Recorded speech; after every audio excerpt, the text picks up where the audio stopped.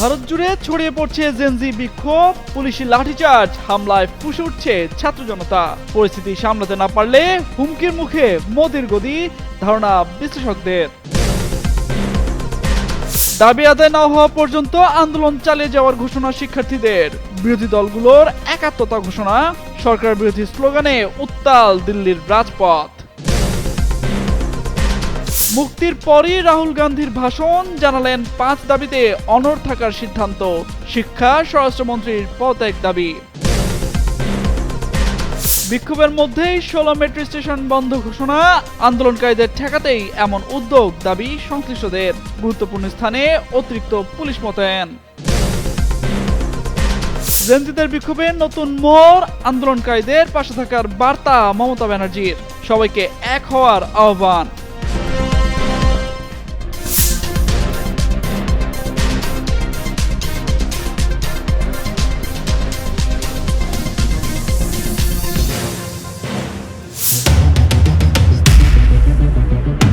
ভারতে ছড়িয়ে পড়েছে জেনজি বিক্ষোভের আগুন। নিট প্রশ্নপত্র ফাঁস ও শিক্ষামন্ত্রীর পদত্যাগের দাবিতে জেনজিদের আন্দোলন নিয়েছে নতুন মোড়। আন্দোলনরত ছাত্র জনতার উপর পুলিশের লাঠিচার্জ, টিয়ার গ্যাস নিক্ষেপের প্রতিবাদে যেন ফুঁসে উঠেছে গোটা দেশ। এরই মধ্যে এই আন্দোলনের সমর্থন দিয়েছেন প্রায় সব বিরোধী দলের নেতারাও। সবশেষ দাবি আদায়ে দেশটির প্রধানমন্ত্রী নরেন্দ্র মোদীর বাসভবনের সামনে অবস্থান কর্মসূচি পালন করেন বিক্ষোভকারীরা। সেখানে সরকার বিরোধী স্লোগান দিতে দেখা যায় আন্দোলনরতদের। এরপরই প্রশ্ন উঠছে, এই আন্দোলনের মধ্য দিয়ে কি নড়বড়ে হয়ে উঠছে মোদীর গদি?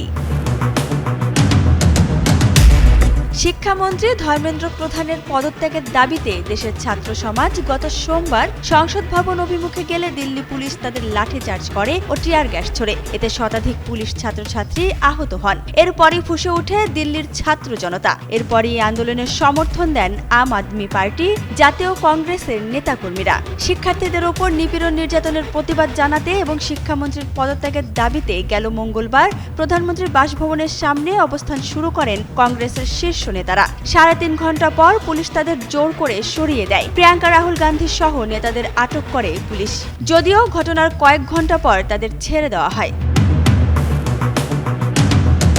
তবে মুক্তির পরেই কেন্দ্রীয় সরকারের কাছে 5 দফা দাবি তুলে ধরছেন লোকসভার বিরোধী দলীয় নেতা রাহুল গান্ধী। নিট প্রশ্নপত্র ফাঁসের বিতর্কে অমিত শাহ সহ কেন্দ্রীয় 2 মন্ত্রীর পদত্যাগ, শিক্ষার্থী নির্যাতনের বিচার, দমন পীড়নের জন্য প্রধানমন্ত্রী নরেন্দ্র মোদীর ক্ষমা প্রার্থনা এবং শিক্ষা ব্যবস্থার সংস্কার সহ একাধিক দাবি জানান তিনি।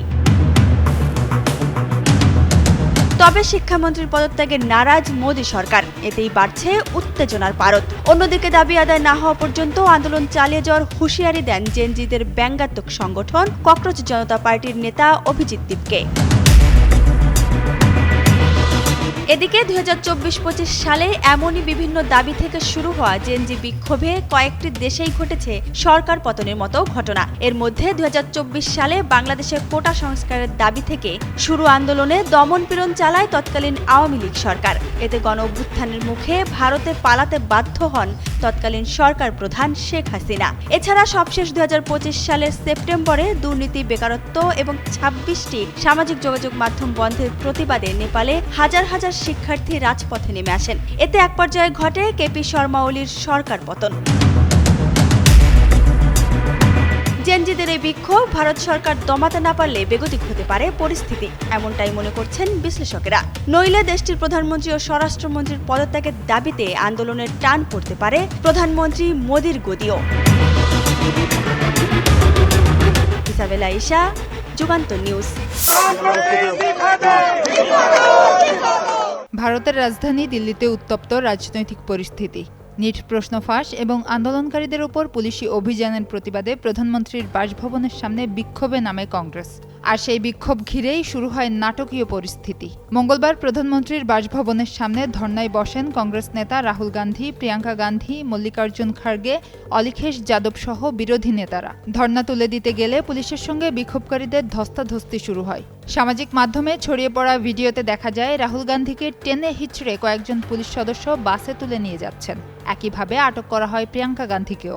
ভারতীয় সংবাদ মাধ্যম জানায় কয়েক ঘন্টা আটকে রাখার পর রাত 9টার দিকে তাদের ছেড়ে দেওয়া হয়। আটকের আগে রাহুল গান্ধী অভিযোগ করেন শিক্ষার্থীদের কণ্ঠরোধ করা হচ্ছে এবং একইভাবে ভারতে গণতন্ত্র পরিচালিত হচ্ছে।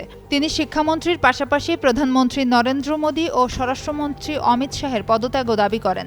অন্যদিকে দিল্লি পুলিশের দাবি প্রধানমন্ত্রীর নিরাপত্তা ও আইনশৃঙ্খলা বজায় রাখতেই এই পদক্ষেপ নেওয়া হয়েছে।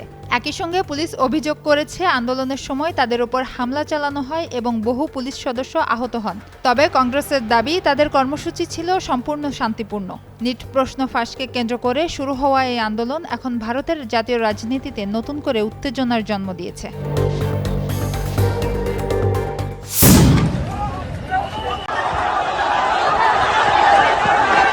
ভারতের রাজনীতিতে নতুন মোড়, এক শিক্ষামন্ত্রীর পদত্যাগ দাবিতে বিক্ষোভে উত্তাল গোটা দেশ।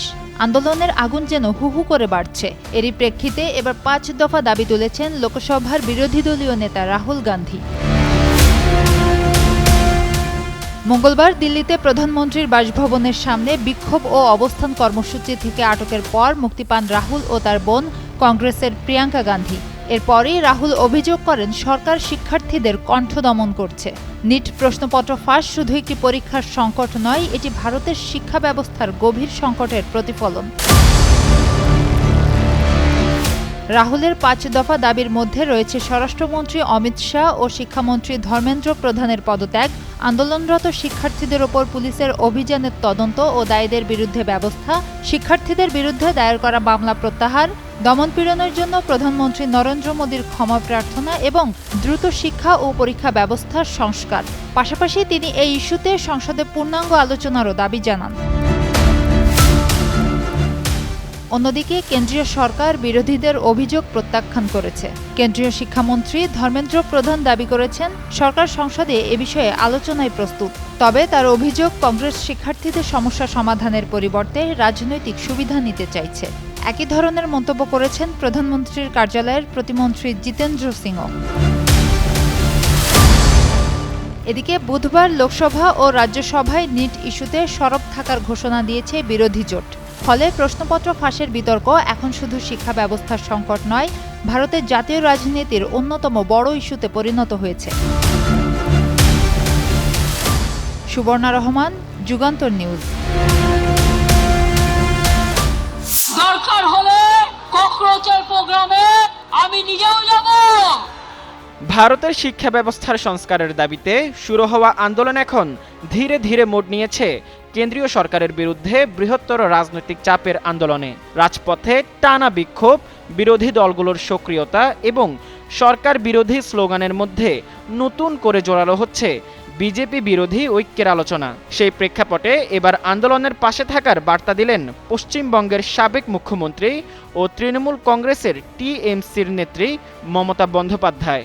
মঙ্গলবার কলকাতার বিড়লা প্ল্যানেটারিয়ামের সামনে টিএমসির বার্ষিক শহীদ দিবস সমাবেশে মমতা বলেন, পশ্চিমবঙ্গে ইন্ডিয়া জোটের ব্যানারে সবাইকে একসঙ্গে বিজেপির বিরুদ্ধে লড়তে হবে। ব্যক্তিগত অহংকারের চেয়ে এই লড়াই অনেক বড় বলেও মন্তব্য করেন তিনি। মমতা জানান, প্রয়োজন হলে তিনি ককরোচ জনতা পার্টির আন্দোলনেও যোগ দেবেন। একই সঙ্গে বিরোধী দলগুলোর প্রতি মতপার্থক্য ভুলে ঐক্যবদ্ধ হওয়ার আহ্বান জানান তিনি। দল ত্যাগীদের কড়া ভাষায় আক্রমণ করে তৃণমূল কংগ্রেসের এই নেত্রী বলেন, যারা বিজেপিকে সমর্থন করতে চান তারা সরাসরি বিজেপিতে যোগ দিয়ে নির্বাচনে লড়ুন। বিশ্বাসঘাতকদের আর কখনো দলে ফিরিয়ে নেওয়া হবে না বলেও স্পষ্ট করে দেন তিনি। মমতার ভাষায়, যত বেশি মানুষ দল ছাড়বে ততই নতুন প্রজন্মের কর্মীদের জন্য সুযোগ তৈরি হবে। তিনি দাবি করেন, ছাত্র ও যুব কর্মীরাই দলের শূন্যস্থান পূরণ করবে। পাশাপাশি দল ত্যাগী বিজেপির প্রক্সি ও চোর আখ্যা দিয়ে তাদের বিরুদ্ধে কঠোর অবস্থানের কথাও পুনর্ব্যক্ত করেন।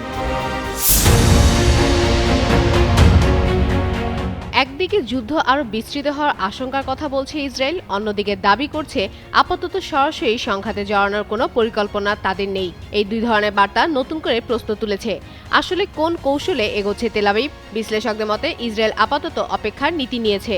তাদের ধারণা যুক্তরাষ্ট্র ও ইরান যত বেশি পরস্পরকে দুর্বল করবে ততই কৌশলগতভাবে লাভবান হবে ইসরায়েল। মার্কিন সংবাদ মাধ্যম CNN এর প্রতিবেদনে বলা হয়েছে, হরমুজ প্রণালীকে কেন্দ্র করে যুক্তরাষ্ট্র ও ইরানের নতুন দফায় উত্তেজনা শুরু হলেও ইসরায়েল এখন পর্যন্ত সরাসরি যুদ্ধে অংশ নেয়নি।